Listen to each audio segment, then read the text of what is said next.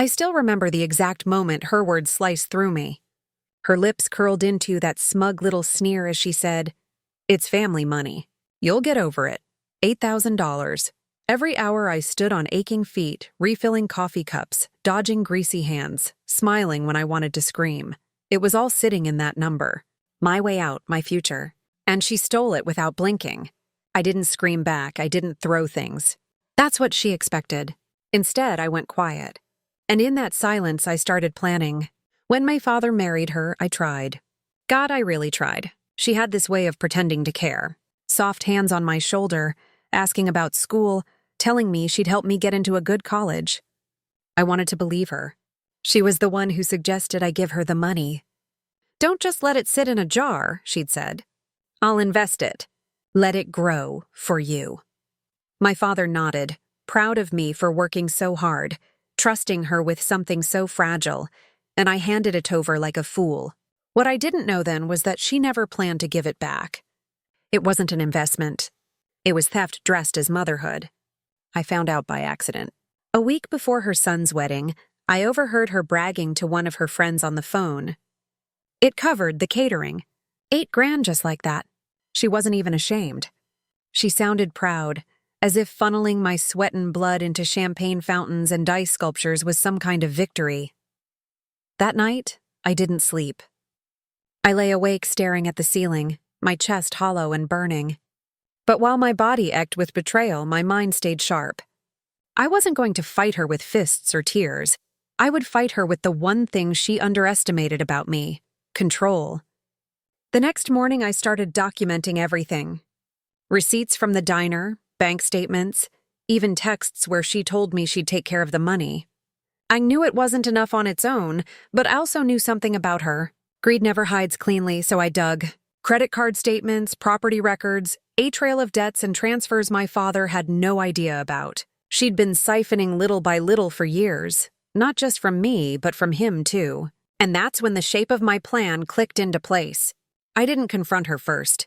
That would have been satisfying, but premature. I went to my father, not with anger, but with evidence. Laid it out like a lawyer presenting a case.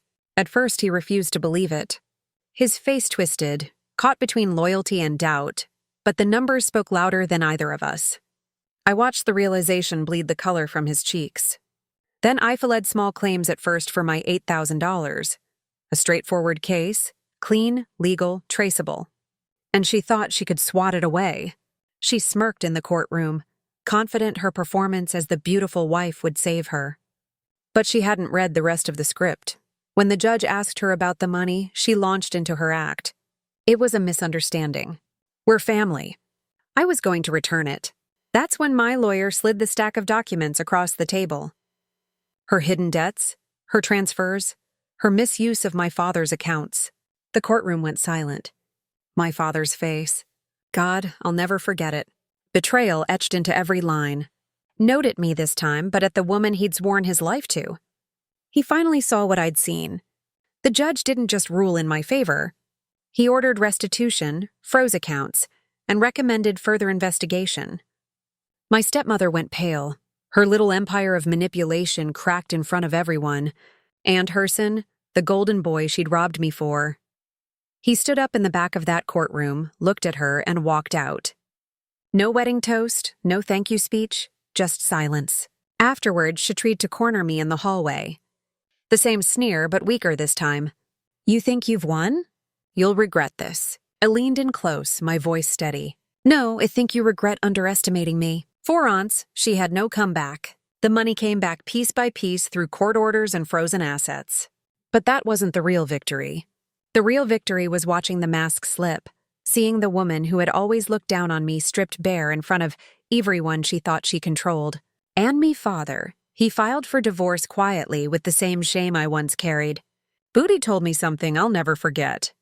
"You didn't just save yourself. You saved me too." Now, when I think about the nights I spent waiting tables, hands blistered, feet swollen, I don't feel bitterness anymore.